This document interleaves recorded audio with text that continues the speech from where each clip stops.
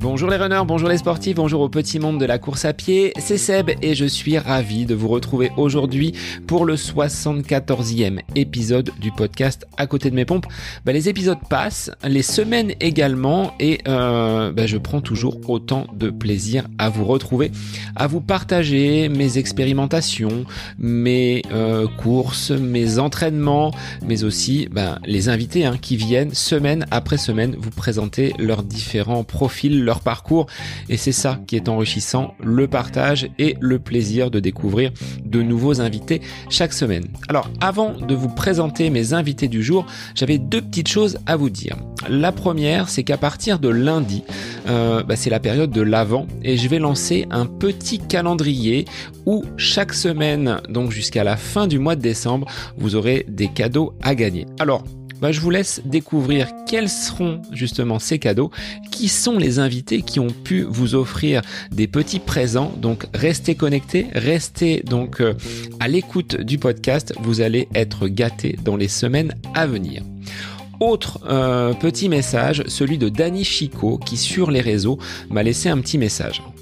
Il me dit « Merci pour ce podcast, super podcast que j'ai découvert maintenant il y a plusieurs épisodes et je ne m'en lasse pas. Merci pour cet éclaircissement sur ce sport aussi complet. La simplicité que tu peux avoir, Seb, dans ta présentation me convient parfaitement et je pense que je ne suis pas le seul. Belle continuation au podcast et vivement le prochain épisode. » Alors merci Dany pour ce message. J'invite tous les auditeurs, les fidèles qui écoutent et ceux qui découvrent le podcast à me laisser une évaluation 5 étoiles et un petit commentaire sur la plateforme Apple Podcast. Mais si c'est sur Instagram, sur Facebook, venez communiquer, échanger avec moi. Je prends un grand plaisir à vous répondre. Alors avant de parler du prochain épisode, on va se concentrer sur l'épisode du jour sur lequel j'ai reçu deux invités. Deux invités qui sont les cofondateurs de la marque IRC. Vous allez me dire IRC, qu'est-ce que ça signifie ? Il s'agit de l'International Running Club. Ici, nos deux fondateurs, Christophe et Sébastien, ont conçu des tenues pour l'après-course. Ce côté lifestyle qui peut plaire aux coureurs, mais à une communauté beaucoup plus large. Donc aujourd'hui, je vais vous faire découvrir les dessous de cette marque jeune, créée donc par Christophe et Sébastien. Je vous laisse en compagnie de l'International Running Club. C'est le sujet de l'épisode du jour dans le podcast À côté de mes pompes. Belle écoute à vous. Bonjour Christophe, bonjour Sébastien. Donc deux invités aujourd'hui dans le podcast, les créateurs donc de la marque IRC. Alors vous allez me dire qu'est-ce que c'est que l'IRC ? C'est l'International Running Club, une marque lifestyle dédiée donc aux coureurs mais pas seulement, donc de vêtements pour l'après-course, je dirais. Bienvenue à vous sur le podcast. Merci beaucoup, bonjour Sébastien. Merci pour ton invitation. Alors, je vais vous laisser vous présenter respectivement, que je puisse savoir et présenter aux auditeurs qui vous êtes, d'où vous venez.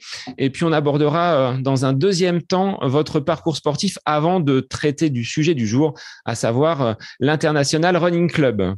Très bien, je vais commencer. Donc, je m'appelle Christophe Thomas, je suis parisien, j'ai depuis peu 50 ans et j'ai un parcours assez atypique puisque je n'étais pas du tout comme mon ami et associé Sébastien dans le monde du textile. J'ai fait une grande partie de ma carrière dans le monde de l'audiovisuel où j'ai dirigé et co-dirigé une société de production qui d'abord produisait du clip pour les artistes musicaux, ensuite beaucoup de documentaires et sur les dernières années de la fiction pour la télé et pour le cinéma.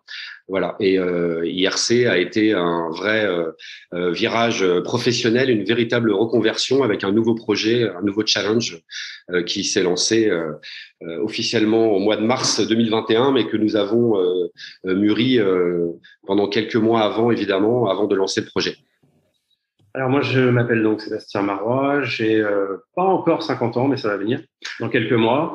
Et de la même manière, je ne viens pas du tout du milieu du textile, puisque j'ai dirigé pendant 23 ans une agence de communication par l'événement, une agence événementielle donc qui faisait beaucoup d'opérations allant du street marketing aux grosses opérations de présentation d'automobiles notamment, puisque mon secteur de prédilection était essentiellement l'entertainment au tout début de l'agence qui s'appelle Communication. Et puis, on s'est spécialisé dans l'automobile dans les dernières années. Voilà, donc un vrai virage pour moi aussi, un vrai changement de vie, une volonté de faire autre chose. Alors, vous vous connaissiez tous les deux avant de réaliser ce projet donc autour du textile avec l'International Running Club. Vous étiez amis peut-être? Oui, on est amis évidemment depuis longtemps. Quasiment une trentaine d'années, on va dire. Ouais. Oui. On a été associés dans l'agence d'événements qu'a co-dirigé Sébastien avec son cousin Christophe. On se connaît en effet depuis plus de 30 ans. Ouais, depuis plus de 30 ans. Donc on a de toute façon dans nos carrières d'entrepreneurs et dans nos vies d'entrepreneurs souvent misé sur des montages, des maillages plutôt avec des amis d'enfance qu'avec des inconnus. Voilà, on a toujours monté des boîtes entre amis, que ça soit dans la production, dans l'événementiel ou dans l'édition, puisqu'on a fait aussi de l'édition. Voilà, c'est comme ça qu'on fonctionne. Et tout le monde nous avait dit que ça fonctionnerait pas, et ça a toujours très bien fonctionné. Donc on continue. Voilà.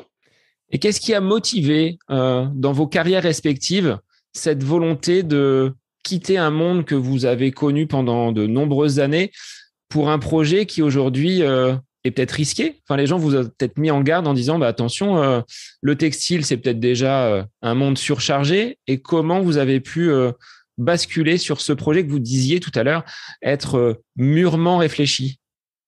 Alors, l'envie d'un nouveau challenge, je pense que c'est un projet.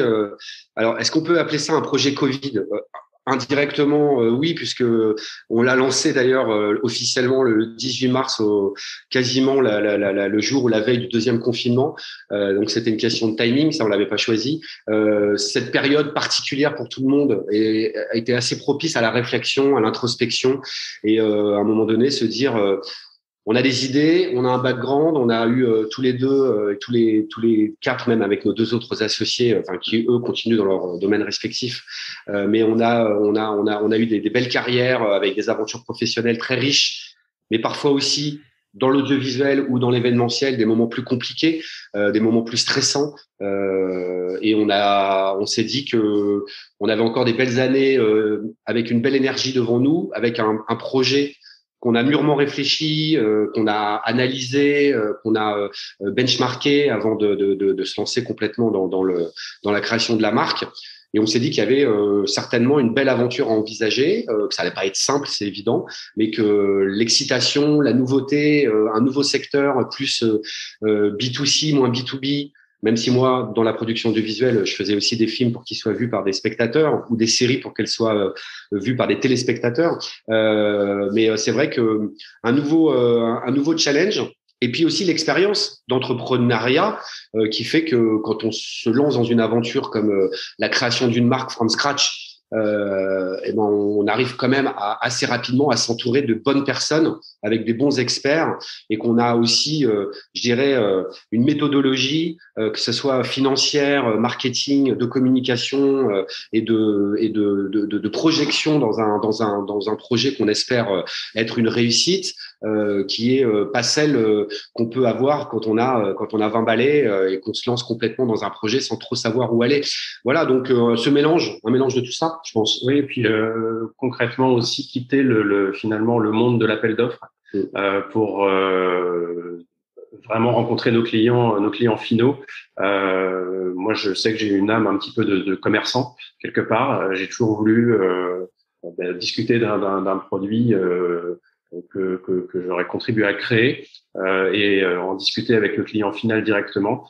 Ce côté très concret ça me plaît, j'aime beaucoup ce que vous faites, je l'achète, ou alors ça me plaît pas, je l'achète pas, correspond beaucoup plus à notre état d'esprit aujourd'hui que des métiers comme ceux qu'on avait avant, qui nous obligent à concevoir pendant des semaines, présenter pendant des semaines, attendre les retours d'appel d'offres pendant des semaines. Alors certes, on parle pas des mêmes chiffres du tout. Là, on est dans des chiffres beaucoup plus petits, beaucoup plus unitairement parlant, beaucoup plus petits avec le textile et la vente de t-shirts ou sweatshirts. Mais en tout cas, ce côté très concret, rencontre du client final, nous fait beaucoup bien.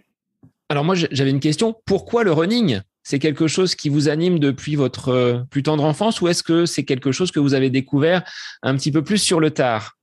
Alors là, cette fois-ci, une fois n'est pas coutume, je vais commencer. Je vais commencer parce que, pour le coup, c'est moi qui ai couru en premier. J'ai couru avec un pote, en fait, dès la fin du collège ou le début du lycée. Un pote qui courait très, très bien, qui courait vite. On était jeunes, donc on était minces. On l'est toujours à peu près, hein, mais on était vraiment des plumes, on va dire. Et donc, on avait vraiment des facilités avec mon pote pour courir vite, bien, etc. Même si c'était pas sur des longues distances, on s'entraînait 3-4 fois par semaine. On avait fait pas mal de courses, de petites courses, plutôt des petites courses comme le cross du 8e, ce genre de trucs qui ne doivent plus exister aujourd'hui. Mais en tout cas, on faisait nos parfait de l'Étoile, on allait au lac du Bois de Boulogne, pour ceux qui connaissent Paris et les environs. On faisait nos 2 tours de lac et on rentrait à la maison au moins 3 fois par semaine. Et voilà, donc moi je baigne dans le running depuis longtemps. C'est pas forcément quelque chose qui était que j'appréciais le plus parmi tous les sports que je pratiquais, puisque je jouais aussi au foot, au tennis, un peu au golf, etc. Et moi j'aime bien les sports collectifs, j'aime bien les balles, les ballons, mais le running me faisait quand même beaucoup de bien. Et déjà à l'époque, le moment que je préférais finalement, c'était au-delà du fait que j'étais à l'aise, c'était l'après course, le fait de se sentir bien après. Ça, c'était vraiment quelque chose que je ressentais même à 18 ou 20 ans. Je pense que Christophe pourra en parler aussi en ce qui le concerne. Mais voilà, moi, j'ai fait un break après. Pour être tout à fait honnête, aujourd'hui, j'ai du mal à courir parce que je suis un peu blessé. J'ai un syndrome de l'essuie-glace qui ne passe pas. Donc, un genou vraiment récalcitrant qui fait que je peux malheureusement pas courir autant que je le voudrais. Voilà pour mon histoire à moi. Mais on a tous les deux toujours été sportifs, toujours aimé le sport, toujours regardé le sport à la télé, etc. Enfin, voilà. Donc le sport fait partie intégrante de nos vies. Et je pense que c'est pas prêt de s'arrêter. Voilà en ce qui me concerne. Oui. Alors moi, comme Sébastien, j'ai toujours été sportif depuis que j'ai 7-8 ans. Ça a démarré avec le foot pendant très longtemps. Et puis après, j'ai aussi fait du judo, j'ai fait du tennis de table. Et plus à partir de 25-30 ans, j'ai plutôt fait des sports de combat type kickboxing ou boxe anglaise, tout en continuant le foot en salle. Le foot en salle, j'ai arrêté parce que j'ai trouvé ça beaucoup trop traumatisant. J'ai trouvé ça épuisant, le 5-5. J'ai toujours été assez réticent à courir. Je les voyais passer dans Paris, là. J'avais beaucoup d'amis qui commençaient la course et je m'y suis mis tardivement. Et comme bien souvent et comme beaucoup de runners aujourd'hui avec qui on discute et toute cette communauté maintenant c'est vrai qu'on a énormément d'amis runners ou de pratiquants, soit des gros runners ou des runners un peu plus qui pratiquent ça 1 à 2 fois par semaine, mais vraiment pour une routine un peu plus d'hygiène pour se faire du bien. Ça devient quand même assez addictif. Donc voilà, moi c'est une cousine qui m'a incité à courir en 2011. Voilà, j'ai démarré vraiment en 2011. Qui m'a fait courir dans Paris, qui m'a montré un peu les spots sympas où on pouvait courir, que ce soit les grands parcs ou au bord des quais, ou les quais de Gemma, parce qu'à l'époque j'habitais plutôt au Paris Centre, enfin Paris Centre-Nord. Assez curieusement, alors que j'y suis allé plutôt à reculons, je préférais vraiment courir après un ballon. Et voilà, je me suis pris vraiment à cette routine et à ces rendez-vous réguliers. Ensuite, j'ai intégré un groupe de course qui s'appelle Conquer Your Day à Paris, voilà, qui donnait des rendez-vous dans différents points de Paris le soir. Et on a démarré le premier en mars sous une météo glaciale. On devait être 4 ou 5. Et c'est vrai que très rapidement, 6-7 mois après, on se retrouvait, on était 80. Et puis l'année d'après, il y avait plus de 100 personnes. Donc on était obligé même de splitter les groupes. Et ça m'a permis, au-delà de mes courses personnelles que je faisais un peu seul, de courir aussi en groupe. Et ça, je trouvais ça super. Je préfère d'ailleurs moi courir accompagné que seul. Et puis voilà. Et puis de fil en aiguille, j'ai commencé à me mettre un peu au diapason des préparations de course, à faire des premiers 10, des premiers semis, premiers marathons. Et puis voilà. Et aujourd'hui, c'est devenu quelque chose qui n'a pas changé ma vie, mais a contribué à la rendre meilleure, je dirais. Surtout que j'ai commencé ça à peu près à 40 ans. Et puis, et ça me permet de maintenir, déjà de me sentir bien, de continuer aussi à profiter un peu des bonnes choses de la vie, à bien manger, à boire de temps en temps, et puis à avoir ces rendez-vous réguliers. Donc aujourd'hui, en fonction des blessures, parce que j'ai une petite fragilité au mollet, ouais, je sors à minima 3 fois par semaine, hein, voilà, 1 heure. le matin. En plus, j'ai la chance d'habiter à Paris, pas loin du Luxembourg, pas trop loin non plus des Tuileries. Donc, c'est vrai qu'on a des spots, nous, aujourd'hui, à Paris, pour courir qui sont magnifiques, avec une ville magnifique. Pendant ces 10 dernières années, j'ai eu la chance aussi de beaucoup voyager, ce qui comptera aussi beaucoup dans la création de la marque. On en parlera après. Et j'ai aussi eu l'occasion de découvrir plein de spots à travers le monde en courant. Et ça, j'ai trouvé ça absolument génial. Une paire de baskets dans la valise et puis ça y est, pas d'abonnement, pas de contraintes, liberté totale. Et puis la découverte de villes ou de régions ou de bords de mer ou de montagnes en courant, seul ou accompagné, ou en rencontrant même des gens dans les lobbies d'hôtels qui partaient en course et partir avec eux et découvrir une ville. Et ça, c'est génial. Donc voilà, donc je suis un peu tombé dedans, ouais, c'est clair. Être tombé dedans, oui, mais de là à proposer une marque, c'est ce que tu disais, Sébastien, tout à l'heure, le côté après-course, quand on a pris sa douche, qu'on est bien, les endorphines sont encore là, bien présentes, c'est là qu'on se sent bien. Vous êtes dit, il y a quelque chose à faire avec cette après-course. Comment est venue l'idée de cette marque, l'International Running Club ? Alors, c'est pas venu exactement comme ça. L'after run, c'est pas ce qui a été la première réflexion. Mais je vais laisser plutôt Chris enchaîner là-dessus parce que c'est d'abord son idée. Et donc il va nous raconter. Oui, oui. Après, on a évidemment beaucoup échangé. Et on a créé de cette idée, parce qu'une idée c'est bien, mais après la mettre, l'exécuter, c'est encore autre chose. Hein. Comme on dit, entre dire et faire, il y a la mer. Hein. Donc voilà, donc c'est vrai que en rentrant dans cette communauté de runners, en découvrant un monde que je ne connaissais pas, mis à part en tant qu'observateur dans Paris, en milieu urbain, où je voyais régulièrement passer des runners et de plus en plus nombreux dans les parcs.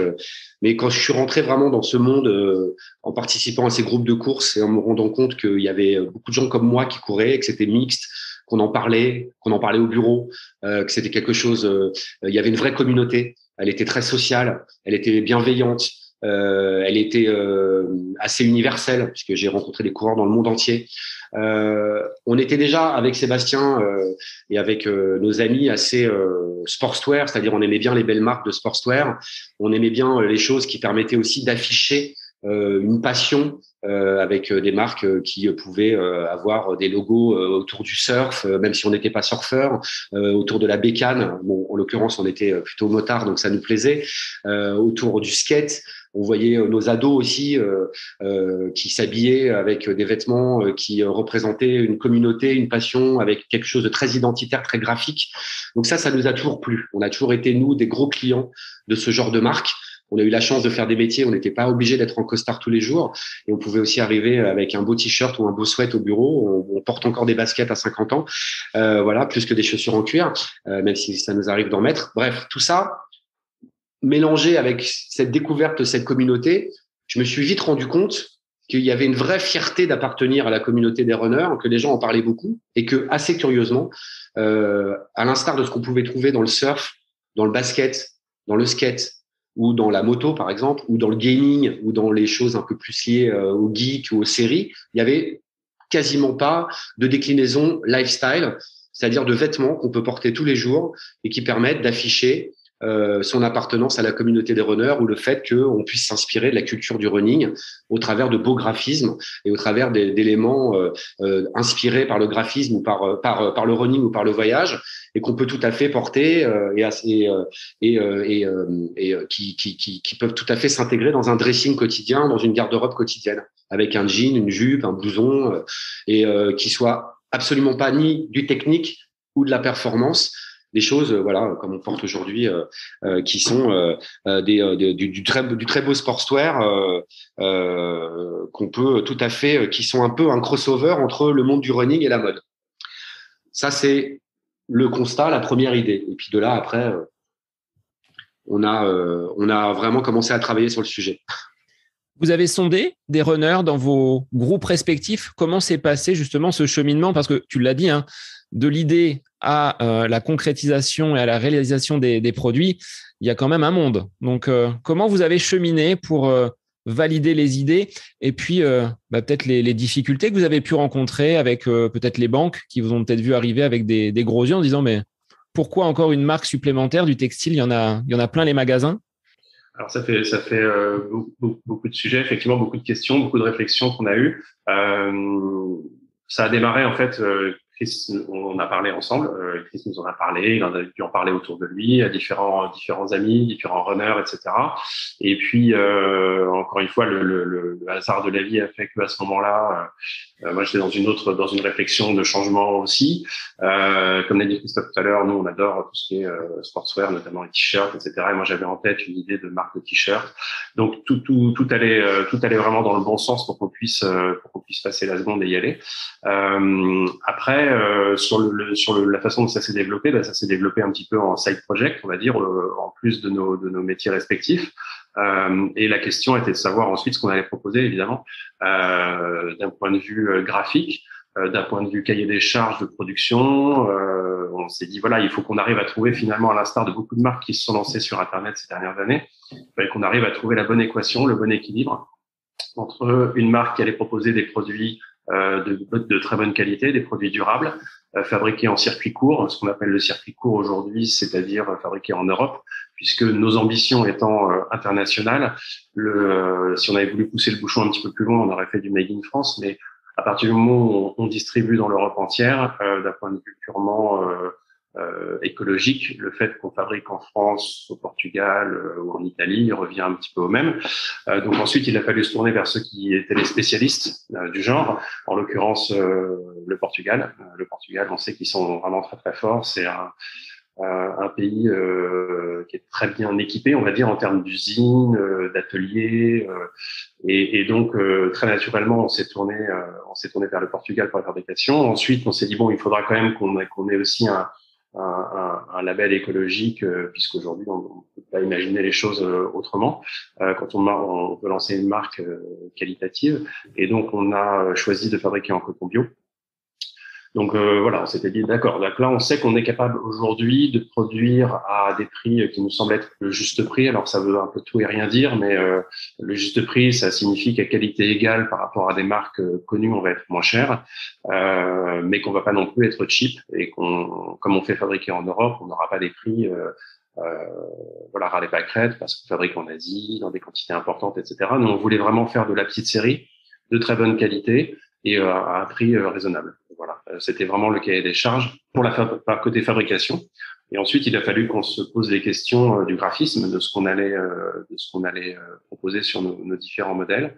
Et là, on a travaillé ensemble avec Chris et avec le graphiste de mon agence à l'époque. Puisqu'il était à disposition, c'était quand même assez pratique pour nous de pas avoir à chercher un graphiste extérieur.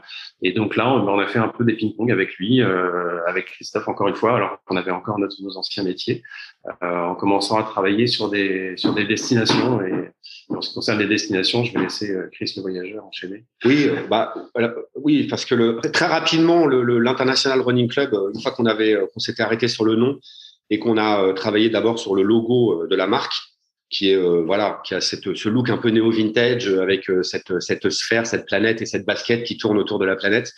Nous, il y a un graphiste américain des années 70 qu'on adore, qui s'appelle Saul Bass, qui a beaucoup travaillé pour les compagnies aériennes, en l'occurrence, qui a fait beaucoup de très beaux logos, que ce soit pour la Paname, qui a travaillé aussi pour qui a fait les affiches de films et qui a un tracé, un traité, une inspiration qui nous plaisait beaucoup. Donc ça faisait partie vraiment des références qu'on avait transmises aussi à Antoine, le graphiste de Sébastien. Voilà, une fois qu'on s'est arrêté sur le logo, les destinations et le voyage qui sont pour moi intimement liés avec la culture du running, c'est-à-dire cette envie vraiment de fouler des villes ou des pays quand on voyage, et même d'organiser ces voyages en fonction du running, hein, ce qui arrive aussi souvent. Moi, j'ai beaucoup d'amis qui au-delà de participer à des grandes courses, chaque grande course, chaque marathon est aussi fait l'objet d'un voyage en famille, hein, la plupart du temps d'ailleurs. Un marathon de New York, tout le monde y va, on se prépare. Le marathon de Valence, Boston, Tokyo. Voilà, moi j'ai plein d'amis qui ont vécu comme ça des expériences personnelles en tant que coureur, mais aussi en famille en tant que voyageur. Et ça, je trouve ça génial. Il y a très peu de sports finalement qui permettent de faire ça. Donc le voyage est devenu en tout cas les destinations et le voyage est devenu un élément important de notre réflexion. On s'est arrêté sur quelques premières destinations. Donc évidemment, c'est très personnel. Au départ, quand on lance quelque chose, il y a ici beaucoup de sincérité et quelque chose de personnel. Donc on s'est arrêté arrêté sur des destinations soit qu'on connaissait ou qui nous inspiraient. Et comme on est génération 70 et qu'on a baigné dans la pop culture et qu'on adore tout ce qui est séries, films, musique, c'est vraiment quelque chose qui est important dans nos vies respectives.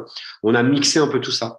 Donc, on s'est dit, voilà, qu'est-ce que pourrait être des destinations un peu iconiques, un peu mythiques, auxquelles tout runner rêverait d'aller fouler comme ça les trottoirs ou les plages. Donc, on s'est arrêté de manière au départ un peu sélective sur quelques destinations. On en a plein en tête, mais il fallait aussi faire un choix, parce que chaque destination égale une production. Et donc, on a lancé du Copacabana en détournant un peu les codes de la pop culture, où on a le Christ Rédempteur, le Corcovado, mais quand on regarde bien, il a ses chaussures, il a ses running aux pieds. On a du Liverpool, ville native des Beatles, qu'on a mixé un peu avec Abbey Road. On a nos 4 personnages d'inspiration Beatles qui sont en train de courir. On a Las Vegas. On a notre strip racer, donc le fameux strip de Las Vegas, où il y a aussi un très bon marathon, le Rock'n'Roll Marathon. Et on a un personnage qui est très clairement inspiré par Elvis, parce que personnellement, j'aime beaucoup Elvis et les années 50 et toute cette imagerie. Voilà, on a Koh Phangan, parce que c'est une île où j'ai eu la chance d'aller en Thaïlande, où il y a les fameuses fêtes de la full moon, et on a mixé un peu le côté. On s'est dit, ça serait génial d'aller courir pendant la full moon. Voilà. Tout ça, évidemment, est personnel et c'est ce qui contribue aussi à la première collection.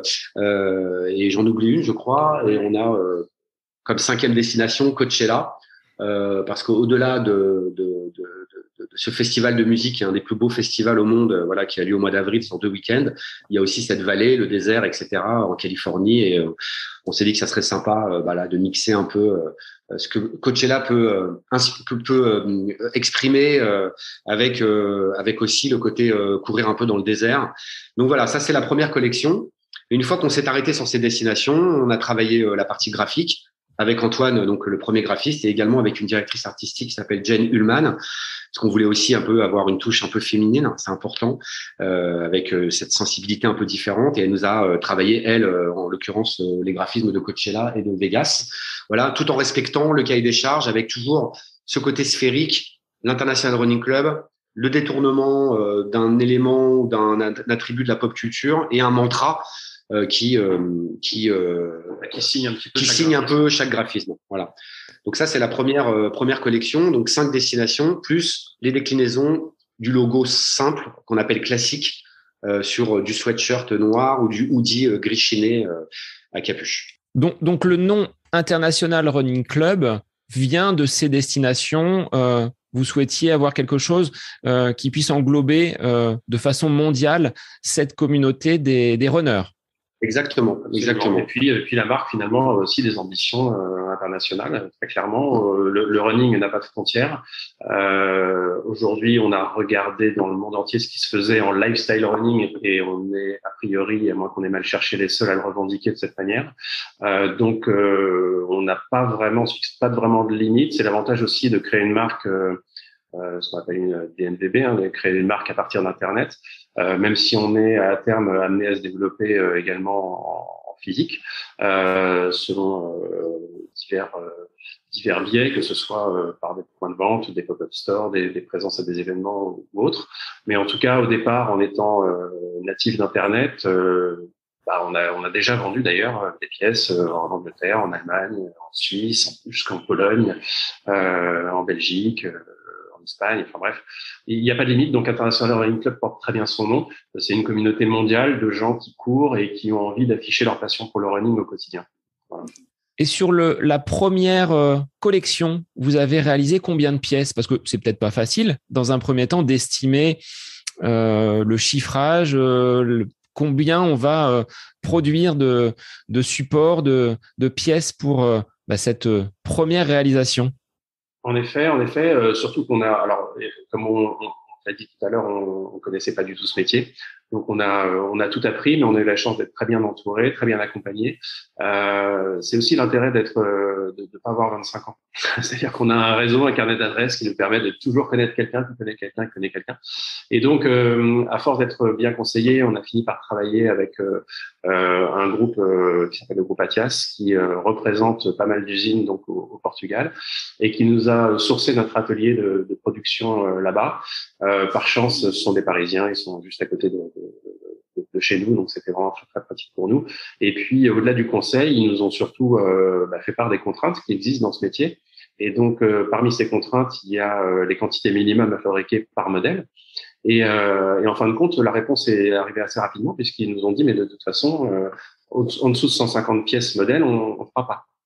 Et donc, on a dit, bon, bah, d'accord. Alors, si on faisait 150 pièces par modèle, considérant donc des t-shirts hommes, des t-shirts femmes avec une coupe un peu différente, et puis des sweatshirts et hoodies en termes de déclinaison pour chacune des destinations ou chacun des visuels, où ça nous mène tout ça. Et ça nous a mené vers une collection de 22 modèles, si on considère à chaque fois les déclinaisons, donc hommes, femmes, sweat ou hoodie. Donc 22 modèles différents pour toutes ces destinations et les fameux classiques avec le logo IRC. Et donc ça nous a amené à environ une collection d'un peu plus de 3000 pièces pour la première collection. Donc ça reste chacun des modèles est peut-être considéré comme encore assez confidentiel et en série limitée, on va dire, puisque 150 pièces, c'est pas beaucoup. Et donc, ça apporte aussi une certaine valeur à chacune de ces pièces. Alors, vous le disiez tout à l'heure, hein, ce ne sont pas des t-shirts, des suites premier prix. Il y a la qualité. Qu'est-ce que vous mettriez en avant pour vendre vos t-shirts? Qu'est-ce qu'ils ont de plus et pourquoi ils sont confortables à porter? Tu viens de le dire, la douceur. La douceur. La douceur au toucher, le toucher super agréable. En ce qui concerne les sweats et les hoodies, ils sont passés à la brosse carbone à l'extérieur, c'est-à-dire qu'en fait, ils ont un toucher un peu peau de pêche à l'extérieur. Ils sont épais, ils sont grattés à l'intérieur, donc c'est une sensation très très très très douce en ce qui concerne les sweats et les hoodies. Et puis pour les t-shirts, c'est du coton bio 100%, donc pareil, très doux, très agréable à porter, durable, donc qui tiennent très très bien les lavages, l'impression également. L'impression ne bouge pas. Nous, ça fait maintenant entre les premiers protos qu'on a eus et l'usage de nos clients, ça fait plus d'1 an qu'on les porte, qu'on les lave, etc. Ils ont pas bougé.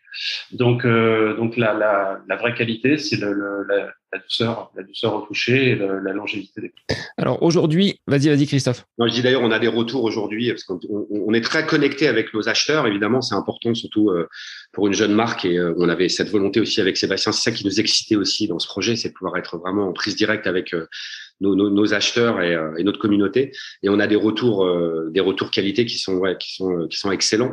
Les gens le disent, les gens le portent. C'est vrai que les hoodies, les sweats à capuche ou même les sweats col rond, ils sont tellement agréables que ça devient une seconde peau, quoi. C'est vrai qu'on a travaillé avec le groupe Athias sur le sourcing vraiment des matières. On a pris notre temps et on a été très bien accompagnés, mais on a pu vraiment prototyper, récupérer des morceaux de tissu, des modèles, les toucher, les laver, et ça nous a permis vraiment de sortir pour cette première collection la qualité qu'on voulait, aussi bien sur le t-shirt que sur le sweat col rond et le hoodie. Ouais. Alors, vous avez été présent sur le salon du running pour le marathon de Paris. Là, vous avez touché du doigt directement vos consommateurs. Vous avez pu avoir des retours directs. Ça doit faire plaisir quand on est papa de cette jeune marque d'aller à la rencontre des coureurs, ce qui vous ouvre en plus sur un tel salon, je pense, des opportunités de rencontres et de développement. Oui, t'as pas idée à quel point on attendait ça. Encore une fois, on est une marque du Covid, comme l'a dit Chris tout à l'heure, donc énormément de frustration, énormément d'attentes. Vraiment une grande joie de pouvoir enfin être sur des événements physiques, rencontrer des runners et les rencontrer en nombre, puisqu'on avait fait la semaine précédente les 20 km de Paris. Donc on a 2 fois de suite eu l'opportunité en 2 semaines de rencontrer notre public, on va dire tout simplement, et pas uniquement notre public, d'ailleurs aussi les professionnels du métier. Donc ça a été positif à plus d'un titre, puisque d'abord, on a eu un super accueil, ensuite on a réalisé effectivement des ventes, mais on a eu aussi beaucoup de presse running, beaucoup de gens de presse running et hors running qui sont passés nous voir. On avait déjà eu beaucoup de retombées presse avant, c'est d'ailleurs une grande satisfaction du lancement, mais disons que sur le salon ça s'est encore multiplié. On a passé beaucoup de temps à discuter avec beaucoup de monde, la presse, des distributeurs, on a des pistes vraiment intéressantes aussi à ce niveau-là. Donc ouais, ça a été un un super moment, que ce soit 20 km de Paris ou Run Experience. Alors, on sait que ça a été des éditions un petit peu plus light, on va dire, que les éditions habituelles, puisqu'on était en reprise post-Covid. Mais oui, on va y retourner, évidemment, et on sera également présent au Marathon de Deauville, là, le week-end du 11 novembre. Donc, ce sera notre troisième expérience physique. Donc, voilà, on espère que ça se passera comme les 2 premières fois, c'est-à-dire très bien. Est-ce que vous avez des paroles en tête de coureurs qu'ils ont pu vous transmettre en voyant… Alors, peut-être que ces coureurs étaient déjà des clients de l'International Running Club, d'autres l'ont découvert. Qu'est-ce qu'ils vous disent quand ils viennent vous voir sur ce que vous avez voulu mettre en avant, ce côté lifestyle, ce côté décontracté, mais en restant quand même dans une certaine tendance, c'est fashion. Et quelles ont été leurs impressions?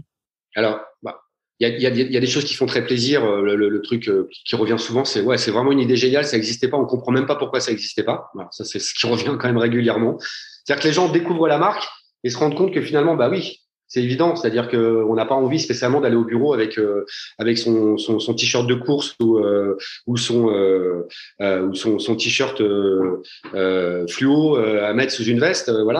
Et qu'à un moment donné. On fait partie d'une grande famille de runners, c'est quelque chose avec une vraie fierté, une vraie appartenance, quelque chose de fort, bien ancré, et que pouvoir l'exprimer comme ça au quotidien, le week-end, ou même au bureau, ou même dans d'autres activités, avec des basiques que sont le sweat et le hoodie et le t-shirt, parce qu'aujourd'hui c'est devenu vraiment tout le monde en porte. Il y a plus on n'est plus du tout dans le côté streetwear ou dans le côté vraiment. Aujourd'hui c'est vraiment devenu un incontournable de la mode, puisque même toutes les grandes marques, même les marques de luxe aujourd'hui sortent toutes leurs sweats et leur hoodie ou leur t-shirt. Donc il y a même pas de débat là-dessus. Donc oui, ce qui revient souvent, c'est dingue en fait. Pourquoi ça n'existait pas avant? Donc ça c'est le premier point, ça nous fait plaisir. Le deuxième, c'est les mecs, vous avez tout compris, vous avez raison, voyage et running. Après, ça ouvre des discussions sur des anecdotes, sur des choses qu'on peut partager. Notre expérience, moi, mon expérience de runner voyageur, et Seb, son expérience aussi de voyageur avec nos clients, avec des gens qui discutent. Le côté c'est pas de la performance, pas du technique. Une fois qu'on l'a bien expliqué, et de toute façon c'est quand même assez visible, et quand surtout on rencontre les gens sur des salons, une fois qu'ils ont touché les produits, ils l'ont compris assez rapidement, ça c'est vite, je dirais c'est plus un sujet non plus.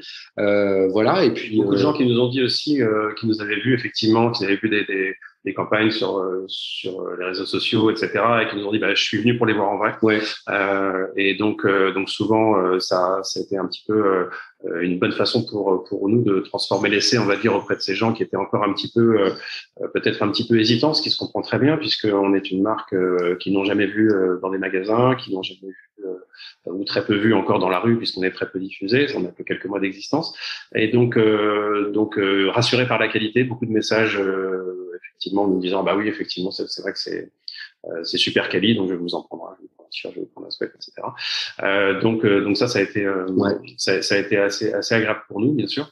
La deuxième chose très agréable, et c'est aussi comme ça qu'on l'avait imaginé, c'est qu'on nous dit souvent je suis runner, mais j'ai également beaucoup d'amis runners, et je ne sais jamais quoi leur acheter et leur offrir pour sortir un peu du connecté, de la chaussette, du Nutri, ou même du coupe-vent, ou des choses plus techniques. Et là, c'est une super idée de cadeau. C'est une super idée de cadeau parce que moi, mon frère est runner, mon père est runner, ma petite sœur, elle vient de se mettre au running, elle adore les t-shirts. Et là, vous combinez tout ça, c'est-à-dire que je vais vraiment viser juste. Et ça, c'est hyper important. Et on a d'ailleurs beaucoup d'acheteurs sur les salons et même sur le site qui achètent pour faire des cadeaux. Donc ça, c'était aussi un peu l'idée de départ. C'était de se dire, à un moment donné, quand on a fait le tour un peu de ce qu'on peut offrir à un runner, qu'est-ce qui peut être intéressant et un peu différenciant et singulier. Mais je pense qu'IRC apporte cette réponse. Et qui coûte un peu moins cher que le monde connecté. Oui, et qui coûte un peu moins cher que le monde connecté. Et puis les montres connectées, une fois que le runner a sa montre, il va pas s'en acheter 3 par an, on est d'accord. Comment vous avez pu basculer? Parce que vous l'évoquiez, ça a été un projet qui a été développé donc pendant le Covid, un petit peu en marge de votre activité principale. Aujourd'hui, où est-ce que vous en êtes? Est-ce que vous avez basculé totalement et à 100% sur l'IRC, ou est-ce que il y a encore des petits travaux que vous faites à côté dans une activité secondaire? Non, on a basculé à 100%. On a vraiment basculé à 100%, même pendant la période Covid, en ce qui me concerne. Et donc, non, c'est du plein temps pour nous deux. C'est beaucoup de travail. C'est beaucoup de travail, mais c'est un travail super plaisant, super excitant. Encore une fois, comme je disais tout à l'heure, les premiers retours, que ce soit les retours presse, que ce soit les retours runner, influenceurs running, les échanges qu'on peut avoir sur les réseaux sociaux avec tout le monde, les ventes, mine de rien, qui fonctionnent bien et qui s'accélèrent avec notre présence physique. Tout ça fait que on est toujours aussi ambitieux finalement qu'au début et on est à fond dans le projet. Alors, ce que je voyais sur les réseaux et sur votre flux Instagram, des passages en télé, alors indirectement, c'est-à-dire que c'est le t-shirt qui est porté par une personne, soit sur l'équipe 21, soit par Denis Brognard, j'ai vu aux enfants de la télé. Ça, c'est des coups de pouce, mais vous avez peut-être utilisé vos propres réseaux, des personnes que vous connaissiez qui ont pu le mettre en avant, ou c'est vraiment indépendant? Alors les deux. C'est-à-dire qu'évidemment, moi j'ai travaillé 20 ans dans l'audiovisuel, donc j'ai eu la chance de rencontrer beaucoup d'animateurs, d'intervieweurs, de journalistes. Il se trouve que dans ces animateurs, intervieweurs, journalistes, il y a souvent des runners. Et quand on a Denis Brognard, qui est non seulement runner, en plus voyageur, aventurier, qu'il m'appelle un jour en me disant j'ai appris que tu lançais ça parce que je l'ai vu sur un tel, sur les réseaux, je ne savais pas que c'était toi, et je trouve ça génial. Voilà, et je vais t'aider, je ne te demande rien, envoie-moi 2 souhaits et je n'hésiterai pas à les porter et à dire que c'est super. Et voilà, écoute, moi je prends évidemment. C'est sûr que en plus dans la typologie de Denis, par rapport à ce qu'on veut nous véhiculer et les valeurs qu'on veut transmettre avec la marque, ça collait plutôt bien.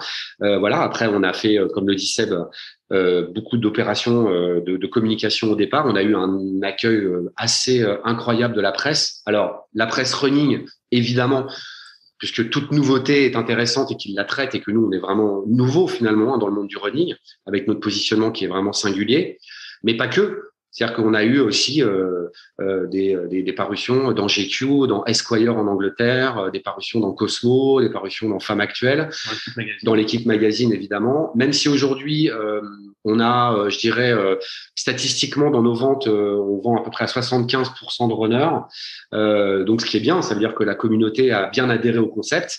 On a aussi ces 25 autres % de gens qui achètent et qui ne sont pas runners, pas du tout, ou alors qu'ils l'ont été, mais peu, et qui aiment aussi porter nos produits parce que ils sont de très bonne qualité et qu'ils trouvent que les graphismes sont assez inspirants. Et c'est aussi ça qu'on voulait. Cette bascule, entre évidemment s'adresser aux runners, au monde du sport, au monde du running, au monde du voyage, au monde des gens qui aiment bien se faire du bien et qui courent ou qui roulent. Parce qu'on a aussi pas mal de rouleurs qui achètent nos produits, mais aussi aux gens qui aiment bien le beau sportswear de qualité. Comme nous, on pouvait aussi acheter des marques comme Deus parce qu'on trouvait que les graphismes autour du surf étaient vraiment réussis et inspirants, alors qu'on n'est pas surfeur. En tout cas, on a essayé, mais on n'est pas resté.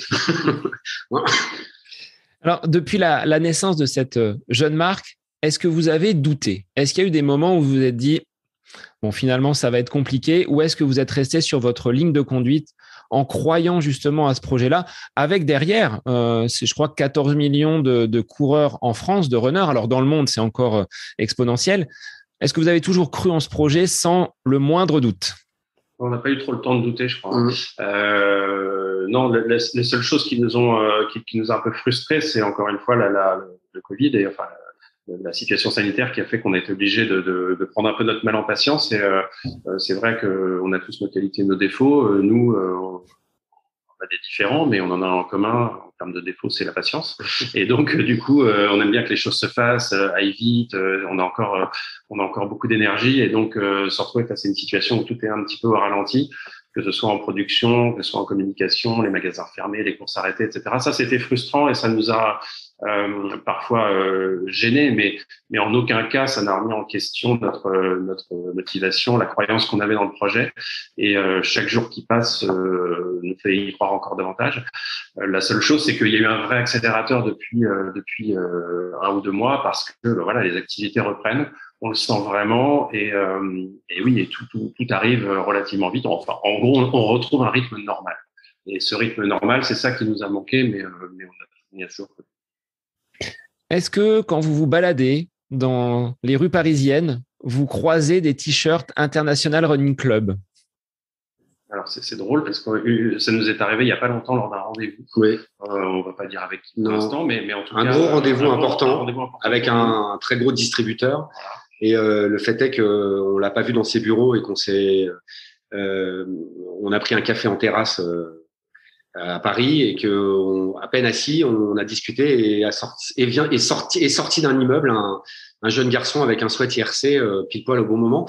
C'était pas du tout prémédité, ni c'était pas un coup monté, mais voilà, oui, ça nous arrive évidemment. Après, on a sorti des petites quantités, hein. On sait très bien qu'aujourd'hui, pour qu'une marque soit présente et qu'elle soit visible, il faut quand même avoir des quantités importantes, mais ça nous arrive, oui, bien sûr.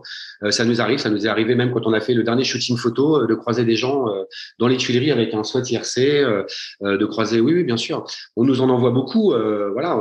C'est vrai que les gens aiment les porter et partagent. Donc ça, c'est vraiment génial. On reçoit régulièrement des photos de nos clients à travers le monde, qui jouent le jeu et qui nous envoient les produits, qui les portent et qui les assemblent avec d'autres choses. Donc c'est tout à fait ce qu'on imaginait.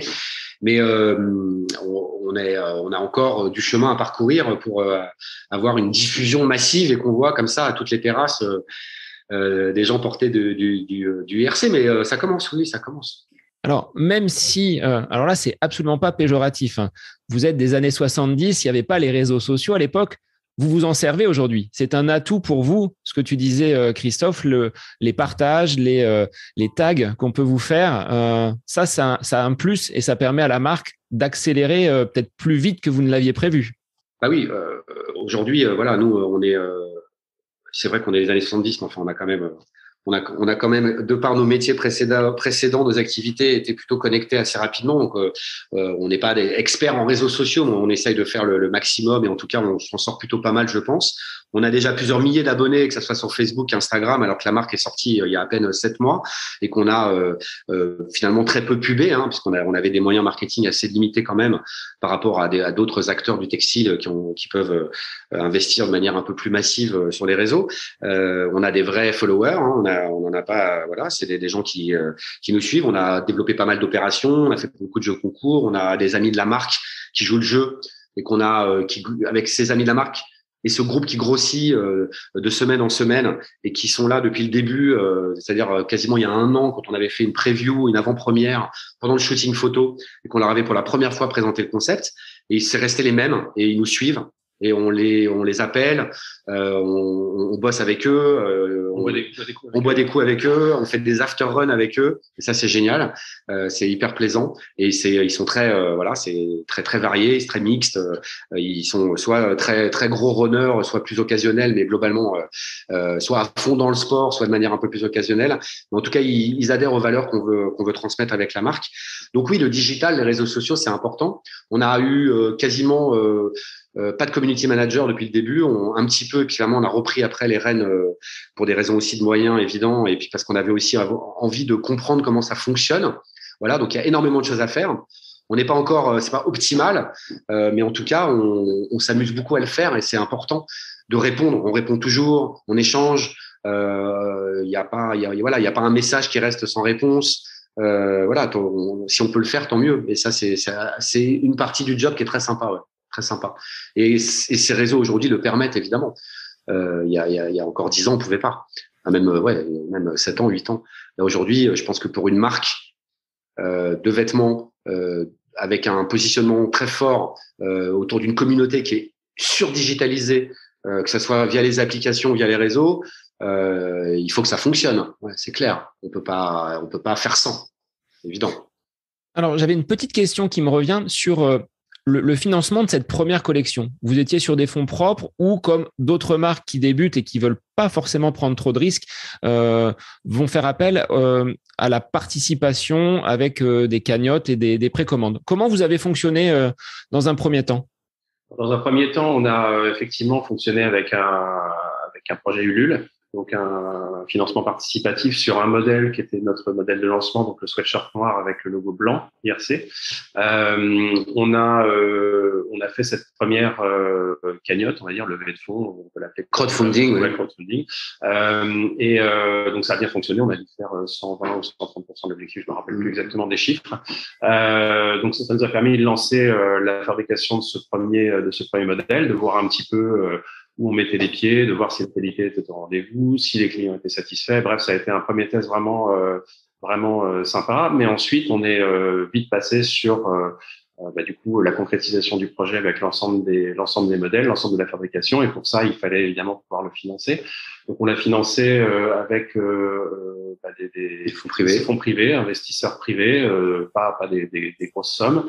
Mais ça nous a permis quand même de lancer la marque, de produire la première collection, de communiquer sur les réseaux, de lancer tout simplement la marque, de faire d'assurer tout ça. Évidemment, nous, on n'était pas au stade d'une grosse levée de fonds qui nous permettait de nous projeter sur plusieurs années, de nous rémunérer, etc. Mais ça viendra dans un deuxième temps. On y est d'ailleurs là en ce moment. Donc on est sur la finalisation de notre dossier, de notre business plan pour aller chercher des investissements un peu plus importants, même nettement plus importants, et passer à une vitesse de croisière. Alors, quelle sera justement l'évolution de l'International Running Club dans l'année à venir, donc là, à plutôt court terme, et comment vous voyez votre marque évoluer dans les prochaines années? Écoutez, l'évolution court terme, c'est donc encore une fois d'aller chercher des partenaires pour financer le développement de la marque. Et donc ce développement, il va passer par plusieurs axes. Évidemment, être davantage visible en communication digitale, puisque l'autre gros souci de la période qu'on a vécue, c'est que les magasins physiques étant fermés pour la plupart des grandes marques, il y a eu un report des investissements qui s'est fait sur le digital et qui permettait pas évidemment à des petites marques comme la nôtre d'émerger. Donc il faut qu'on arrive à se battre un petit peu aussi avec des marques plus importantes que la nôtre, plus connues que la nôtre, et donc évidemment augmenter nos budgets publicitaires en digital. Mais on a beaucoup d'autres ambitions. On aimerait, comme on s'appelle l'International Running Club, il serait assez logique finalement qu'on puisse nous retrouver physiquement au travers d'événements, qui soient des événements IRC, des événements propres. Donc on a pas mal d'idées dans ce domaine et on souhaiterait les développer.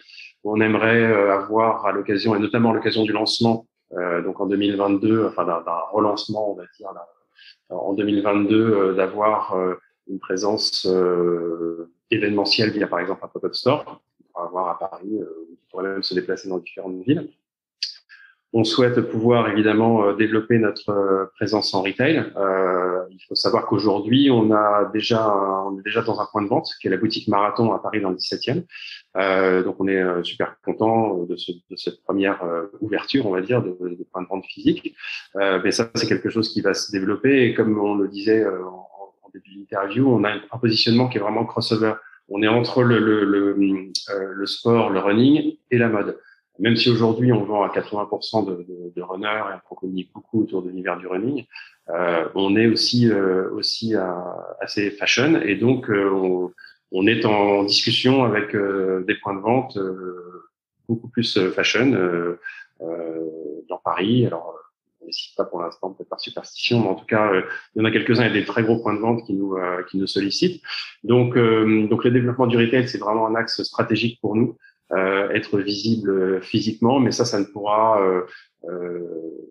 voir le jour que si, à côté de ça, on arrive à communiquer aussi dans les médias traditionnels, avoir des campagnes, notamment des campagnes en presse, faire des opérations spéciales avec des médias, faire des partenariats. Enfin, on a vraiment un plan de développement assez important, assez riche, qu'on souhaite pouvoir mettre en place dès 2022, avec une croissance qui va aller si tout se passe comme on le souhaite, vraiment aller crescendo pour vraiment peser d'ici 4 ou 5 ans. Et est-ce que vous envisagez d'autres modèles avec d'autres destinations? Vous avez déjà peut-être en tête, je ne vais pas dire une collection comme certaines grandes marques peuvent avoir, une collection annuelle avec des nouveaux designs, des nouveaux motifs? Alors oui, on travaille déjà là sur 2 nouveaux modèles qui nous ont été vraiment beaucoup demandés par notre communauté, donc qui vont sortir là, je pense, tout début 2022. On est en train de valider les prototypes. Ça sera un hoodie zippé, donc avec une fermeture éclair et avec un petit logo IRC sur le cœur, beaucoup plus discret que le gros marquage. On aura également un modèle qui sera ce qu'on appelle en used, c'est-à-dire comme s'il était un peu déjà vintage, mais relavé, retraité, un peu washed used. Parce que ça, c'est en col rond, bleu navy, on nous le demande aussi. Après, il y a évidemment beaucoup de destinations que nous n'avons pas encore déclinées et que nous avons en tête. Il y aura du Tokyo, il y aura certainement du Berlin, il y aura certainement du New York, Venice Beach. Où on avait déjà les graphismes. On a de l'accessoire qui va arriver, du bonnet, très beau avec un patch IRC. On a de la casquette évidemment parce que ça on nous la demande beaucoup. On a du tote bag. On a aussi certainement dans un deuxième semestre 2022, on aura peut-être un short aussi en molleton un peu hyper confortable qu'on peut porter le week-end, pas pour courir mais pour être un short vraiment d'intérieur qui soit très confortable, très doux, qui est un peu comme une seconde peau et qui reprenne un peu avec le logo IRC. Oui, on travaille là-dessus. On travaille évidemment sur les nouveaux modèles. Et pour en revenir au déploiement et à la stratégie 2022, au-delà du référencement au point de vente et au-delà d'événements propres et du digital, c'est-à-dire la nouvelle version du site et des moyens marketing plus importants, on a aussi les courses qui vont être un élément important de notre développement et de notre stratégie. Là, on s'est rendu compte que ça fonctionnait vraiment. Donc, il y aura à minima une dizaine d'événements, un peu plus. En présence dans les salons, comme mon expérience, effectivement, oui. D'en parler parce qu'on avait parlé tout à l'heure, mais oui, c'est développer notre présence sur les salons d'événements, des grandes courses. Oui, on espère pouvoir participer à même peut-être une vingtaine ou une trentaine dès 2022 et puis augmenter régulièrement, évidemment en Europe. Oui. Pas uniquement en France. Voilà. Et après passer à l'international et aller sur quelques majors, faire du Londres ou du Berlin et du Valence. Parce que on a des clients déjà qui sont là-bas et puis qu'il y a des très beaux villages, de très beaux salons d'avant-course et que comme on est International Running Club, il y a aucune raison qu'on n'y aille pas. Donc ça fait aussi partie de nos axes de développement et ça fait partie de la stratégie qui va nous permettre là de trouver des moyens plus importants financiers pour développer la marque. Donc, que de beaux projets pour cette jeune marque qui est l'IRC. Merci Christophe et merci Sébastien. Quels seront vos projets perso cette fois-ci sur le plan sportif, une fois le bobo du mollet et l'essuie-glace solutionnés? Alors moi personnellement, puisque là cette année bobo mollet, donc j'ai dû tout annuler. J'ai même la dernière course à laquelle j'étais inscrite là, qui était les 15 km, je crois, dans les jardins du château de Versailles, que je voulais vraiment faire, parce qu'apparemment, c'est une course magnifique. Non, moi, la prochaine, ça sera le Semi de Paris. Là, je suis en train de valider mon inscription, qui sera une petite remise, Et après, j'aimerais vraiment tenter un marathon à l'étranger. Je l'ai jamais fait. J'ai fait 2 fois Paris. Donc je vais pas tout de suite me lancer sur New York, mais je pense que avec un ou 2 copains, on en parle. Valence me plairait bien. Valence, m'a-t-on dit, est une belle course. J'adore l'Espagne et ça serait un beau projet pour l'année prochaine. Voilà. Et en ce qui me concerne, je me concentre beaucoup sur le vélo en ce moment. J'essaie d'en faire de plus en plus. Alors pas du tout un rythme compétition, loin de là, mais malheureusement, en ce qui concerne mon genou, ça fait depuis 2013, donc je n'ai toujours pas de solution. J'ai vu des kinés, j'ai vu tous les gens que vous pouvez imaginer voir. Tout le monde m'a dit, mais il n'y a aucun problème, dans 3 semaines, c'est terminé. Et ça fait 8 ans, donc je suis un peu au désespoir. Mais bon, le dernier qui me reste à voir, c'est un posturologue. Je pense qu'il n'y a plus que ça à faire. Mais en tout cas, si jamais j'arrive plus à courir, je me rabattrai sur le vélo, sur le golf, sur la marche rapide, peu importe. Mais en tout cas, j'envisage pas de ne pas bouger, ça c'est certain. Bon, un grand merci les garçons pour votre écoute et vos nombreux projets qui font plaisir. Donc, sur l'After Run, je pense qu'il y a de quoi bien développer cette jeune marque qui est l'International Running Club. Je voulais faire un petit coucou à Frédéric de l'agence Epic qui nous a mis en relation, donc qui court également.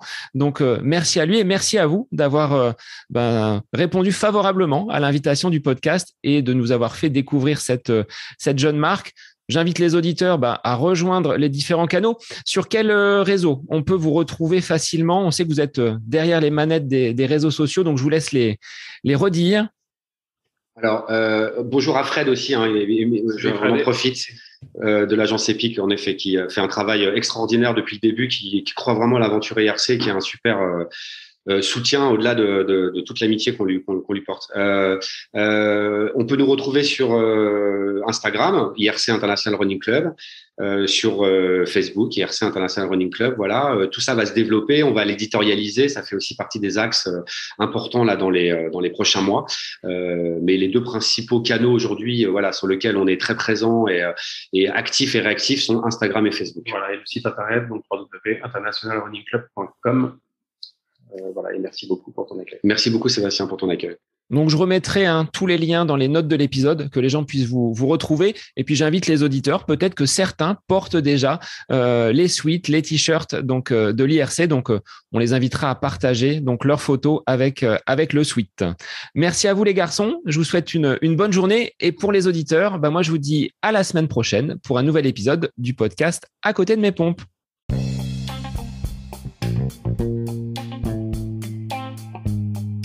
J'espère que cet épisode avec invité vous aura plu. Je vous remercie infiniment de votre écoute. Pour faire remonter le podcast dans les classements, je vous invite à laisser une petite évaluation sur Apple Podcast, 5 étoiles, un petit commentaire, ça me fera énormément plaisir et vous permettrez au podcast d'être remonté, diffusé, déployé sur ces différentes plateformes de façon plus importante encore qu'il n'est actuellement. Et puis je vous invite à me retrouver sur les différents réseaux, Facebook, Instagram.